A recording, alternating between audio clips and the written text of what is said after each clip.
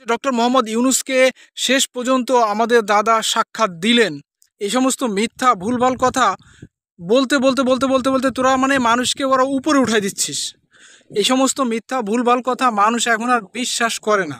মানুষ বুঝতে পারে যে কোনটা মিথ্যা কোনটা সত্য। ইতিহাস থেকে মানুষ শিক্ষা নেয়।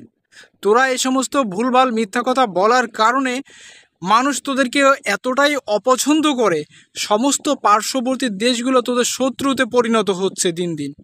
ডক্টর ইউনূস নাকি দাদার সাথে দেখা করার জন্য গেটের পাশে 27 মিনিট দাঁড়ায় ছিল।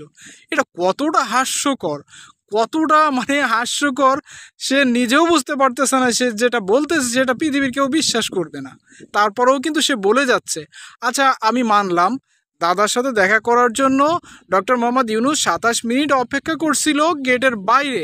যখন গেটের ভিতরে প্রবেশ করলো তখন কেন সবাই দাঁড়ায় পড়লো, দাঁড়ায় পড়ে সম্মান জানালো এবং দাদাবাবু হাত এরকম করে প্রণাম করলো?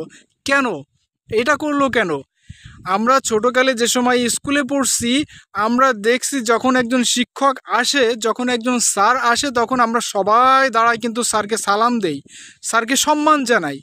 তো এই চিত্রটা দেখে, এই ভিডিওটা দেখে ঠিক এমনটাই মনে হয়েছে যে ছাত্ররা অপেক্ষা করছিল কখন স্যার আসে, কখন স্যার আসে আমাদের সাথে স্যার সাক্ষাৎ করবে, স্যার কথা বলবে, আমরা স্যারের কথা হা করে শুনবো। ঠিক এমনটাই কিন্তু ভিডিও দেখে বোঝা গেছে। কথায় আছে না যে পীর ছোট হলেও দরগা বড়।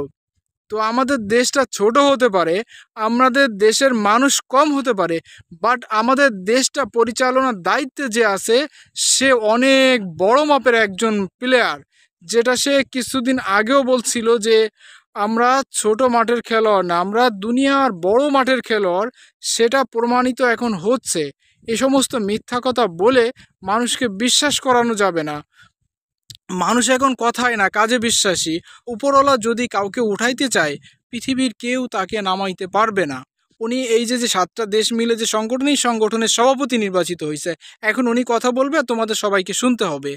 এই যে বাংলাদেশকে তোমরা ছোট একটা দেশ হিংসা করতে, ছোট একটা দেশ বলে তোমরা আমাদেরকে উপর অত্যাচার চালাইতে, উনি শুধু ছোট একটা দেশের নেতা না, উনি যে রোল প্লে করতেছে সারা পৃথিবীর সমস্ত নেতাদের শিক্ষক হিসেবে উনি আবির্ভূত হয়েছে। তো উনি কথা বলতেছিল, ওইখানে দেখা যাচ্ছিল যে ছাত্রদের মতো সবাই বসে ওনার কথা শুনতেছিল। আবার বলে যে ডক্টর মোহাম্মদ ইউনূসকে শেষ পর্যন্ত আমাদের দাদা সাক্ষাৎ দিলেন। আরে সাক্ষাৎ দিবে কেন? উনি আরও সাক্ষাৎ নিতে আসছে। কারণ উনি এখন দেখছে যে আমি ঘাউরামি করতে করতে করতে করতে করতে আমি এখন আর পারতেছি না। এখন আমি যদি ঘাউরামি করি তাহলে আমাকে এখন বিপদে পড়তে হবে।